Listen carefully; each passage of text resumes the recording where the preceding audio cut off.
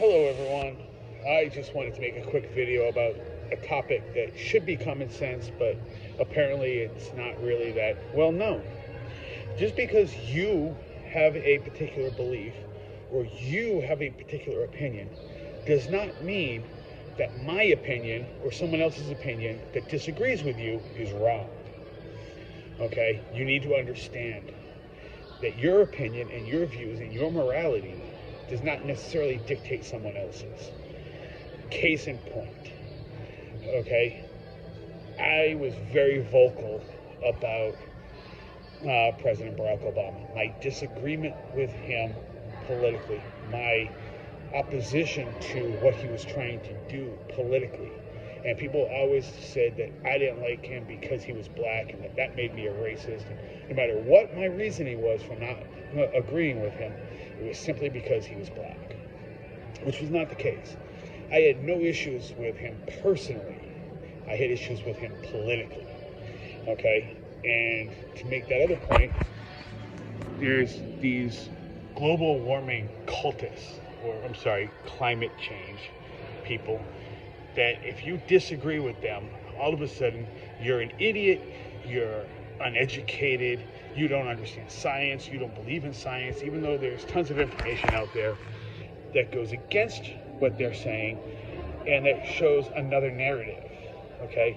You can choose which narrative you want to believe, but it doesn't make you wrong for choosing a different one than someone else, okay? It doesn't make you right either. I just want to make that point perfectly clear, okay?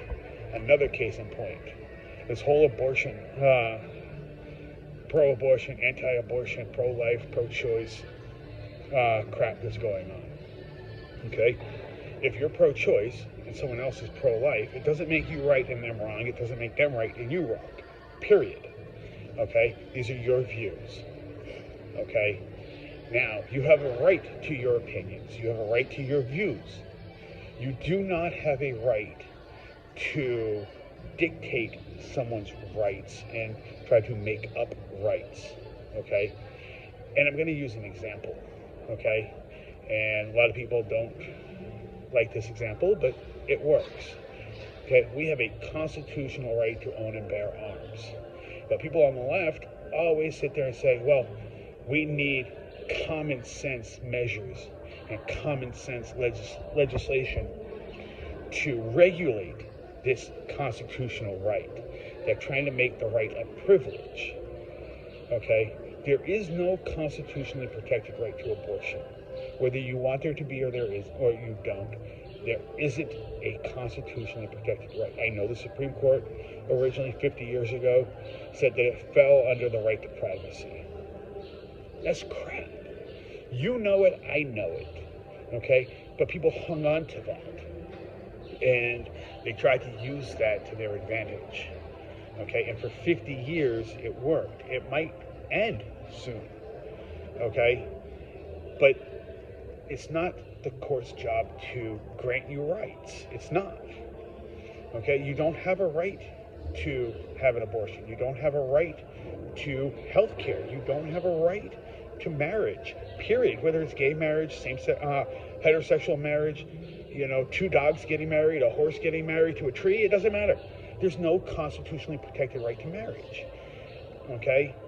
If you want to make these rights, I'll support your fight to do it. I don't necessarily have to support the cause, okay?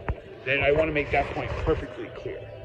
I support people's right to address grievance. I protect people's right to protest, peacefully protest.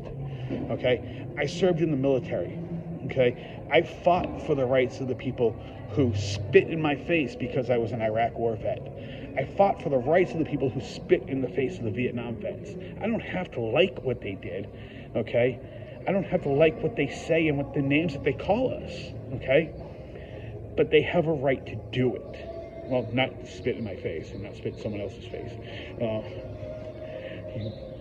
You know, but they have a right to voice their opinions, okay?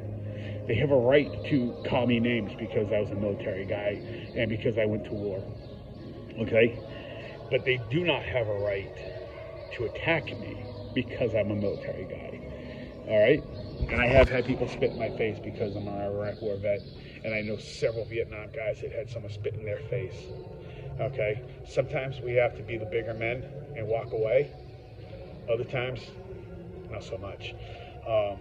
But the point I'm trying to make is, if you want a constitutionally protected right that doesn't exist right now, you need to go through the amendment process to the U.S. Constitution. You need to have a constitutional convention. I'll support your fight. I won't necessarily support your cause. So please, do not mistake the two. Just because I'll sit here and say I'll support your fight to make abortion a right doesn't mean I necessarily support abortion. Okay? But you can't be the same group of people who sat there and told me that I didn't have body autonomy when it came to mask mandates and vaccine mandates, okay? Sit there and tell me that I have to get a vaccine and I have to wear a mask because the government says so. Sorry, government ain't my daddy, okay? I'm a grown-ass man, okay? I've been making my own decisions for over half my life, okay? I'm 42 years old, okay? When COVID started, I had been an adult for a very long time.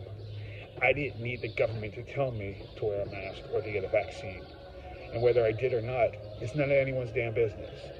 So, okay, if you're the type of person that was sitting out there telling me that I didn't have a choice on wearing a mask or getting a vaccine, then you lose credibility on your cry about losing the choice on whether or not to terminate a pregnancy. If it's not my body, my choice for that, it's not your body, your choice for anything else. So you can't have it both ways. You have to pick a side, okay? You can't talk out of both sides of your mouth. It doesn't work. Not for me anyway. You're not going to pull this scam on me. I don't allow it, okay? I will fight like hell to protect your rights, okay? I will fight like hell to protect you when you protest, as long as you're peaceful, okay?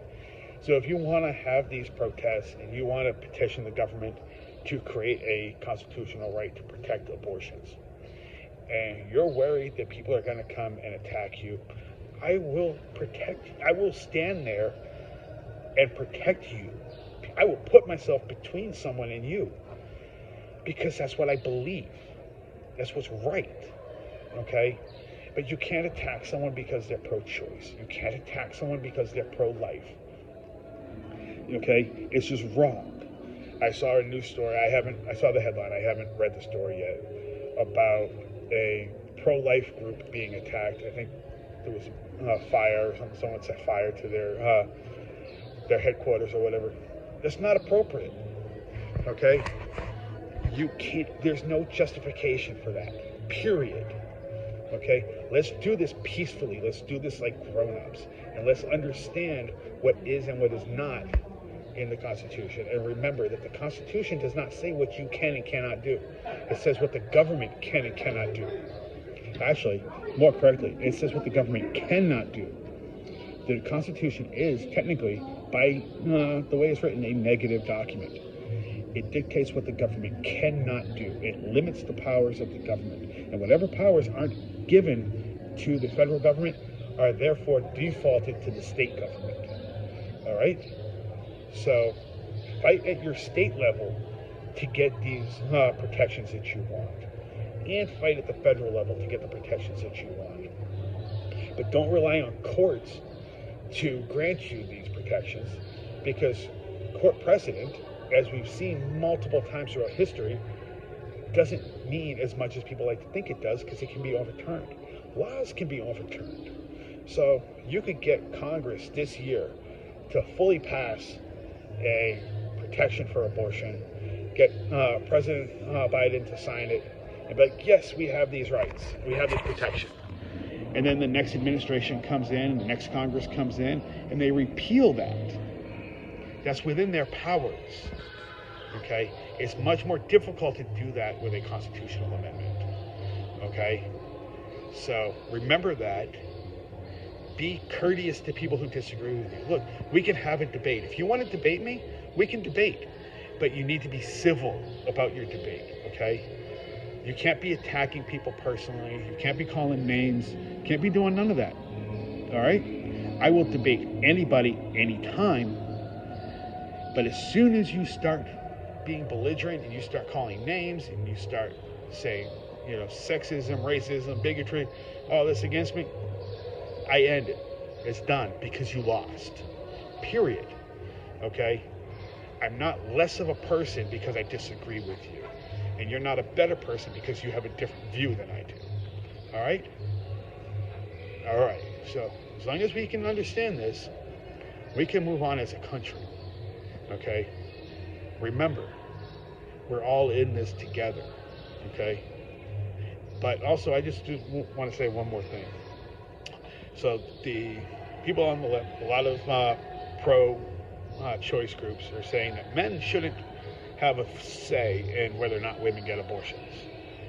But yet, the side that they align themselves with, the liberals in this country, have said for several years now that men can get pregnant. So if men can get pregnant, then can't men decide on the regulations for abortion? Or is it that men can get pregnant except for the fact that they can't, so we're not going to let them voice their opinion? Or is it just certain men that can voice their opinion? I don't know. I need someone to help clarify that for me. How do I become one of the men that has a say in this? Is it because I'm not capable of getting pregnant as a man that I can't? But no man can get pregnant. I haven't figured this out, but the left says that men can get pregnant.